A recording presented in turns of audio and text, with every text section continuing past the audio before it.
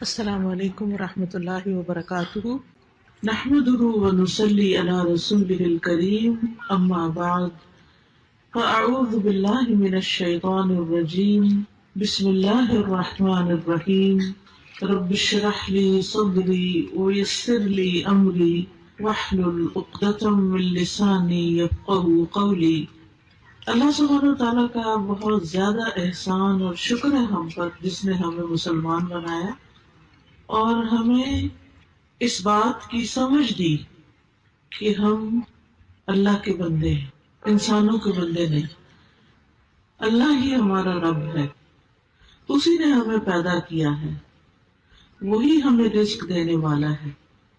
مرنے کے بعد ہم نے اسی کے حضور حاضر ہونا ہے، اور جب ہم اس سے ملاقات کریں گے تو وہ ہم سے یہ پوچھے گا کہ ہم نے کیا کیا، دنیا میں کیا کر کے آئے ہیں۔ وہ یہ نہیں پوچھے گا کہ تم نے کتنا کمایا، تمہارا گھر کیسا تھا، تمہارے بچے قابل کتنے تھے، نہیں، وہ ہم سے پوچھے گا کہ تم کتنے اچھے انسان تھے اور تمہارا عمل کیا ہے۔ تو ہم سب کو بھی فکر اسی بات کی ہونی چاہیے کہ ہم اپنے اعمال کو درست کریں، اپنے کاموں کو اللہ کی مرضی کے مطابق کریں، اور جو بھی نیک عمل کریں اسی کی رضا کے لیے اور اسی کی خوشی کے لیے کریں۔ وہاں پر کسی نے بھی کام نہیں آنا، نہ ہی ہمارے ماں باپ ہمارے کام آئیں گے۔ دنیا میں تو یہ ہوتا نا، کوئی دکھ تکلیف ہو تو ماں باپ آ جاتے ہیں، لیکن وہاں ایسا نہیں ہوگا۔ اسی طرح نہ ہی وہاں ہمارے بچوں نے کام آنا ہے، نہ بہن بھائیوں نے کام آنا ہے، نہ جو دین کے بزرگ ہیں انہوں نے کام آنا ہے۔ وہ ہر کوئی جو نیک ہے نا، وہ اپنے لیے نیک ہے، وہ اپنی نیکی کر کے کسی اور کو نہیں دے رہا۔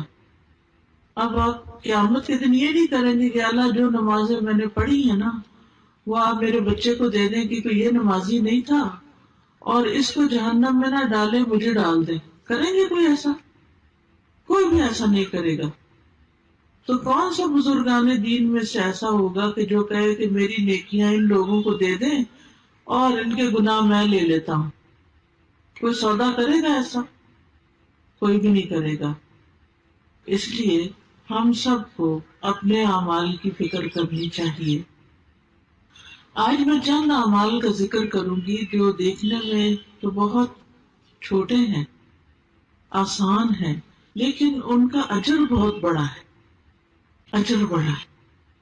تو اس لیے ان اعمال کی آپ نے پابندی کرنی ہے۔ سب سے پہلی چیز، پاک صاف ہونے کے لیے وضو کرنا، نماز کے لیے وضو۔ ویسے اگر ہو سکے تو دن میں جتنا بھی وضو رکھ سکے۔ جب کوئی بندہ وضو کرتا ہے تو نہ صرف یہ کہ اس کے ہاتھ پاؤں دھل جاتے ہیں، منہ دھل جاتا ہے، وہ صاف ہو جاتا ہے، بلکہ اس کے گناہ بھی دھلتے ہیں۔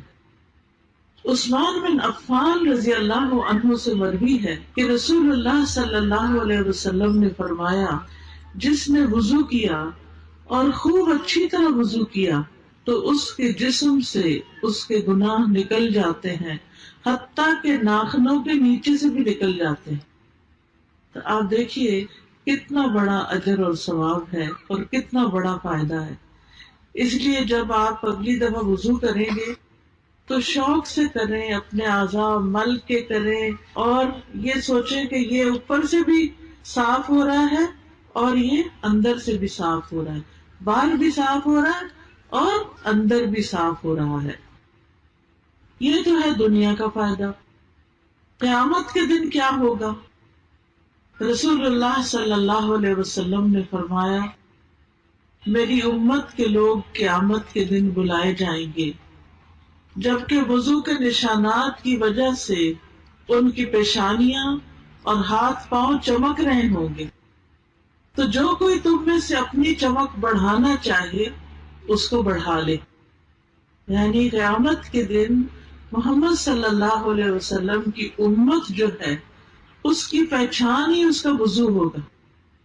وضو کی وجہ سے وہ چمک رہے ہوں گے اور سارے لوگوں کے مقابلے میں الگ ہی ہوں گے. بالکل ایسے ہی نا جیسے آپ جب کسی کی شادی ہوتی ہے تو دلہن جو ہوتی ہے وہ اس کے کپڑوں پہ گوٹا لگا ہوتا ہے چمکنے والے اور اس کو میک اپ کیا ہوتا ہے تو دور سے ہی دیکھ کے پہچان جاتا ہے اچھا یہ دلہن ہے. وہ یہ تھوڑی کرتا ہے کہ شادی پہ آئے اور اسے کہے کہ اچھا دلہن کون ہے مجھے تو پتا ہی نہیں. نہیں، اس کے رنگ روپ، اس کے کپڑوں، اس کے چمک دمک کی وجہ سے، اس کی خوبصورتی کی وجہ سے ہر کوئی پہچان لیتا ہے. اسی طرح جو لوگ دنیا میں وضو کرتے ہیں وہ قیامت کے دن پہچان لیے جائیں گے اور ان کا رب ان سے راضی ہوگا. پھر اسی طرح وضو کرنے کے بعد دعا پڑھنی چاہیے، اور وہ جو دعا ہے نبی صلی اللہ علیہ وسلم نے خود سکھا دی ہے. بہت ہی آسان دعا ہے. عقبہ بن عامر سے روایت ہے، وہ کہتے ہیں کہ ہمارے ذمے اونٹ چرانے کا کام تھا. ہم دیہاتی لوگ تھے، اونٹ چراتے تھے. میری باری آئی تو میں شام کے وقت ان کو چرا کر واپس لایا تو میں رسول اللہ صلی اللہ علیہ وسلم کو دیکھ رہا ہوں کہ آپ کھڑے ہو کر لوگوں کو کچھ بتا رہے ہیں. تو میں بھی سننے کے لیے کھڑا ہو گیا. مجھے آپ کی یہ بات سننے کو ملی کہ جو بھی مسلمان وضو کرتا ہے اور اچھی طرح وضو کرتا ہے پھر کھڑے ہو کر اپنے دل اور چہرے کی توجہ کے ساتھ 2 رکعت نماز پڑھتا ہے تو اس کے لیے جنت واجب ہو جاتی ہے. کوئی مشکل کام نہیں، کوئی مشکل نہیں. کہتے ہیں میں نے کہا کیا خوب بات ہے، یہ کتنی اچھی بات ہے جو آپ نے بتائی ہے. تو میرے سامنے ایک کہنے والا کہنے لگا اس سے پہلے والی بات اس سے بھی زیادہ اچھی تھی. میں نے دیکھا کہ وہ کون ہے یہ جو کہہ رہے ہیں، تو وہ عمر رضی اللہ عنہ تھے. انہوں نے کہا میں نے دیکھا ہے تم ابھی آئے ہو، تمہیں نہیں پتا جو پچھلی بات گزر گئی ہے. آپ صلی اللہ علیہ وسلم نے اس سے پہلے فرمایا تھا تم میں سے جو شخص بھی وضو کرے اور اپنے وضو کو پورا کرے یا خوب اچھی طرح وضو کرے، یعنی کوئی یہ نہیں کہ کچھ حصہ خشک رہ جائے اور کچھ ایسے بس جلدی جلدی نہیں، اچھی طرح مل کے دھونا چاہیے.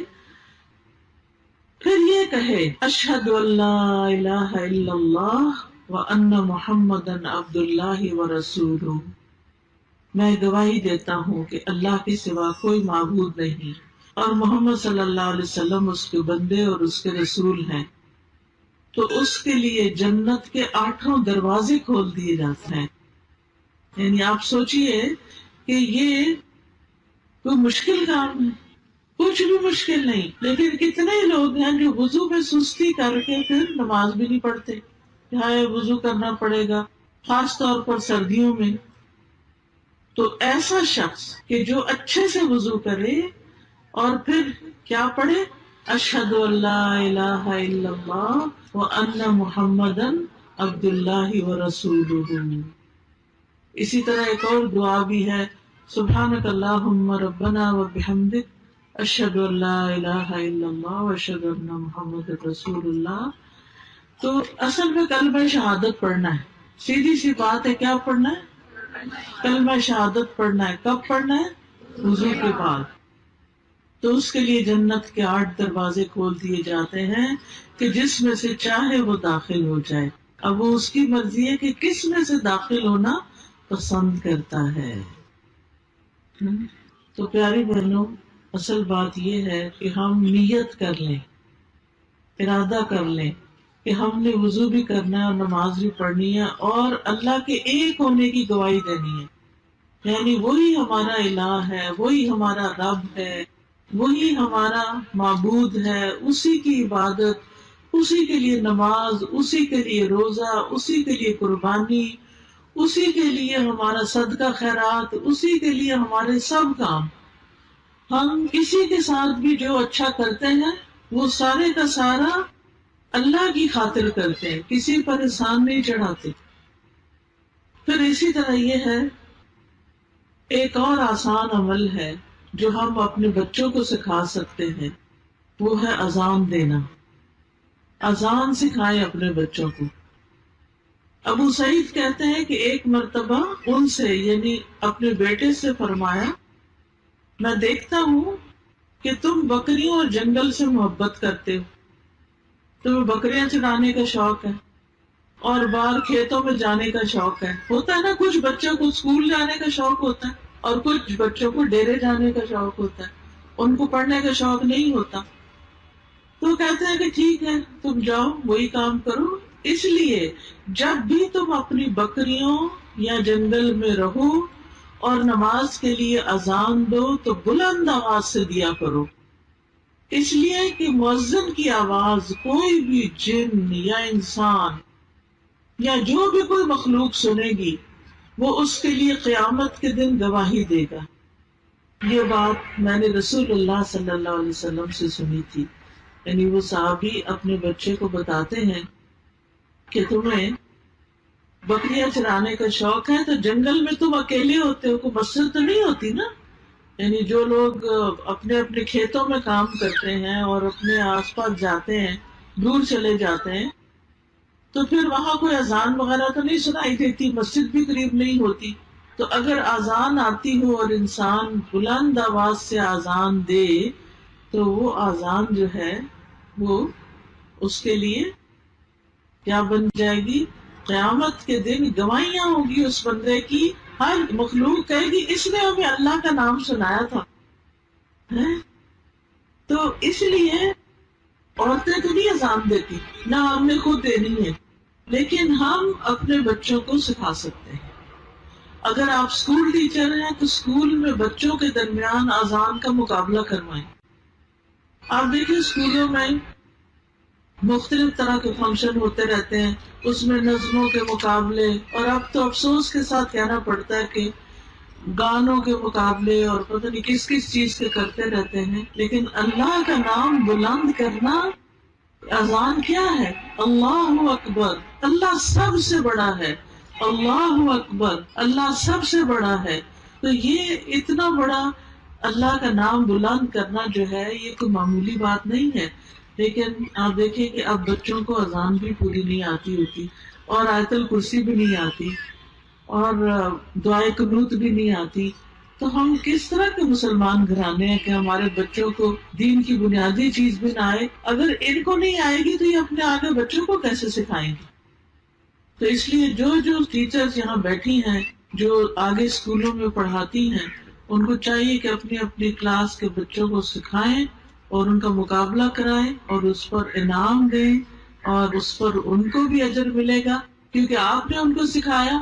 اور اس کے لیے آپ طریقہ یہ کر سکتے ہیں کہ جیسے نیٹ سے یا وہ آڈیو میں جو اچھی اچھی اذانیں ہیں، جیسے سعودی عرب کی اذان ہے یا مدینہ کی اذان ہے یا اور اچھی اذانیں، وہ بچوں کو سنا کے اس کی ٹیون بھی یاد کروائیں کہ اسی طرح خوب اچھی طرح بلند آواز سے بہترین اذان دیں کہ جو دل میں اتر جائے. حضرت بلال رضی اللہ عنہ جو تھے وہ اذان دینے کی وجہ سے بھی مشہور تھے، یعنی نبی صلی اللہ علیہ وسلم کے مؤذن تھے. پھر اس کے بعد یہ ہے کہ نماز پڑھنا. اب دیکھیں نماز پڑھنا کچھ لوگوں کو بڑا ہی بھاری لگتا ہے. نماز بہت بڑی چیز ہے، لیکن ان لوگوں پہ بالکل بھاری نہیں جو اللہ سے ڈرتے ہیں، ان کے لیے یہ آسان چیز ہے. تو آپ دیکھیے نماز سے انسان کے گناہ مٹ جاتے ہیں. ہم انسان ہیں نا، ہم کمزور ہیں، کبھی ہم سے کوئی غلطی ہو جاتی ہے، کبھی کوئی غلطی ہو جاتی ہے، تو پھر اس کی وجہ سے ہم پریشان رہتے ہیں کہ میرے سے یہ گناہ ہو گیا، میرے سے یہ قصور ہو گیا، پتہ نہیں اللہ تعالیٰ معاف کرے گا یا نہیں. شیطان بھی دل میں وسوسے ڈالتا ہے. تو ایسی صورت میں انسان کو کیا کرنا چاہیے؟ نماز پڑھ لینی چاہیے. رسول اللہ صلی اللہ علیہ وسلم نے فرمایا جب صلی اللہ علیہ وسلم آئے نا تو سب کو کہنا چاہیے، کیونکہ اس سے بڑا کوئی بخیل نہیں کہ جو نبی صلی اللہ علیہ وسلم کا نام سنے اور درود نہ پڑھے. سب کو درود پڑھنا چاہیے، ٹھیک ہے نا؟ ایک دفعہ درود پڑھنے سے کیا فائدہ ہوتا ہے؟ 10 رحمتیں نازل ہوتی ہیں. تو آپ کو رحمتیں نہیں چاہیے؟ ہم سب کو رحمتیں چاہیے. تو اس کے لیے ہمیں کبھی بھی نبی صلی اللہ علیہ وسلم کا نام آئے تو درود بھولنا نہیں چاہیے، ٹھیک ہے؟ تو رسول اللہ صلی اللہ علیہ وسلم نے فرمایا جب بندہ وضو کرتا ہے اور اپنا وضو مکمل کر کے اپنی نماز شروع کرتا ہے اور اپنی نماز مکمل کرتا ہے تو اپنی نماز سے ایسے نکلتا ہے جیسے ماں کے پیٹ سے پاک نکلا تھا گناہوں سے. اس طرح انسان گناہوں سے پاک ہو جاتا ہے. رسول اللہ صلی اللہ علیہ وسلم نے فرمایا بندہ جب نماز کے لیے کھڑا ہوتا ہے اس کے سارے گناہ لا کے اس کے کندھے پہ رکھ دیتے ہیں. فرشتے اس کے گناہ جو ہے کندھے کے اوپر رکھ دیتے ہیں. تو جب بھی وہ رکوع کرتا ہے یا سجدہ کرتا ہے تو اس کے گناہ اس سے گر جاتے ہیں. ہر سجدے پہ انسان کا درجہ بلند ہوتا ہے, اونچا سے اونچا چلا جاتا ہے اور گناہ معاف ہوتے ہیں. نبی صلی اللہ علیہ وسلم نے یہ فرمایا تھا اپنے ایک صحابی کو, تم اللہ کے لیے کثرت سے سجدے کیا کرو کیونکہ تم اللہ کے لیے جو بھی سجدہ کرو گے اللہ اس کے نتیجے میں تمہارا درجہ ضرور بلند کرے گا اور اس کے ذریعے تمہارا کوئی گناہ معاف کر دے گا. تو اس لیے خوشی سے نماز پڑھنی چاہیے, نماز میں سستی نہیں کرنی چاہیے. ہمیں نہیں پتا ہماری موت کب آ جائے. آج کل آپ دیکھیں کتنے لوگ ہارٹ اٹیک سے فوت ہو جاتے ہیں, کچھ لوگ ایکسیڈنٹ میں فوت ہو جاتے ہیں, اچانک موتیں جو آتی ہیں. تو ہمیں نہیں پتا کہ ہم نے دنیا سے کب چلے جانا ہے, تو بے نماز ہو کے نہ جائیں. اللہ ہمیں بھی, ہمارے بچوں کو, ہسبینڈ, بہن بھائیوں, رشتہ داروں, اللہ تو سب کو توفیق دے, سب کو نمازی بنا دے, کیونکہ نماز مومن کی آنکھوں کی ٹھنڈک ہوتی ہے. فجر کی 2 رکعتیں ہیں, یعنی 2 سنتیں اور 2 فرض ہیں. حدیث میں آتا ہے نبی صلی اللہ علیہ وسلم نے فرمایا فجر سے پہلے کی 2 رکعتیں کی سنت جو ہے دنیا اور جو کچھ اس میں ہے اس سے زیادہ بہتر ہے, ان سے زیادہ قیمتی ہے. دنیا میں کیا کیا ہے, مال, دولت, اولاد, گھر بار, گاڑیاں, کارخانے, کھیت, فصل, ملیں, سب کچھ. فرمایا یہ 2 رکعتیں ان سب سے بہتر ہیں. تو آپ سوچئے کہ ہم ان چیزوں کے لیے کتنی بھاگ دوڑ کرتے ہیں کہ یہ مل جائے, وہ مل جائے, اب یہ مسئلہ حل ہو جائے, اب یہ, لیکن 2 رکعت اس سے زیادہ قیمتی ہیں جو کل قیامت کو آپ کو ان کا بدلہ ملنے والا ہے. پھر اسی طرح دن میں جو 12 سنتیں پوری کرتا ہے, 2 سنت فجر کی, 4 سنت اور 2 سنت ظہر کی, اور 2 سنت مغرب کی, 2 سنت عشاء کی, اس کے لیے جنت میں گھر بن جاتا ہے.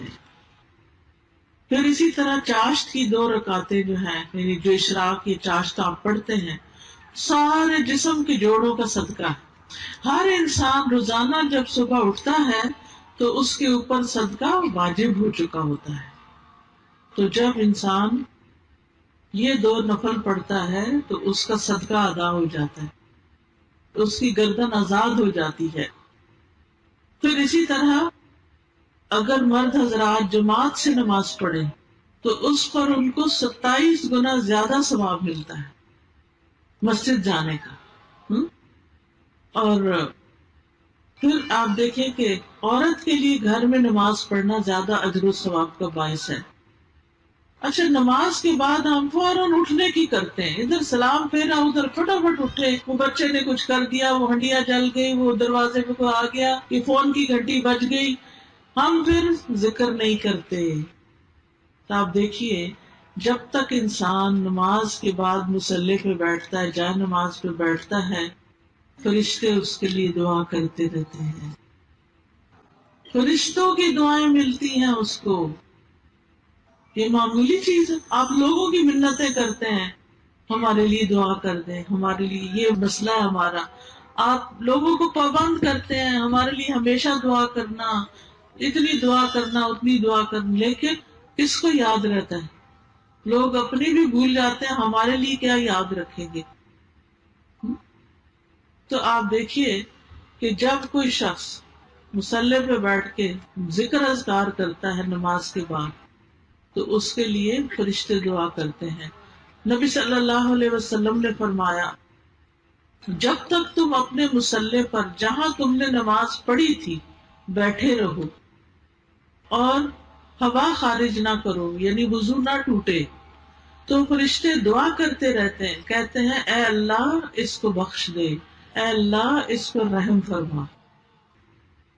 تو کتنی بڑی بخشش کی بات ہے، کتنے بڑے اعزاز کی بات ہے۔ پھر اسی طرح جمعے کا دن جو ہے وہ بھی خاص دن ہوتا ہے جس میں جمعہ پڑھا جاتا ہے مردوں کے لیے۔ پھر نماز جنازہ بھی اسی طرح بہت بڑی نیکی کا کام ہے۔ نبی صلی اللہ علیہ وسلم نے فرمایا جو شخص جنازے میں شریک رہا یہاں تک کہ نماز جنازہ ادا کر لی گئی تو اس کے لیے ایک قرات ہے، اور جو جنازے میں شریک رہا یہاں تک کہ میت کو دفن کر دیا گیا اس کے لیے 2 قرات ہیں۔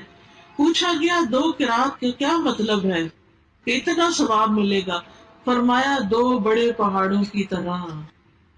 جو کسی کے جنازے میں جاتا ہے اور پھر یعنی دفن تک شریک رہتا ہے تو اتنا بڑا اجر اس کو ملتا ہے۔ آپ سوچئے کہ ہمارے لیے کتنے بڑے موقع ہیں نیکیاں کمانے کے، لیکن ہم ان سے محروم رہ جاتے ہیں۔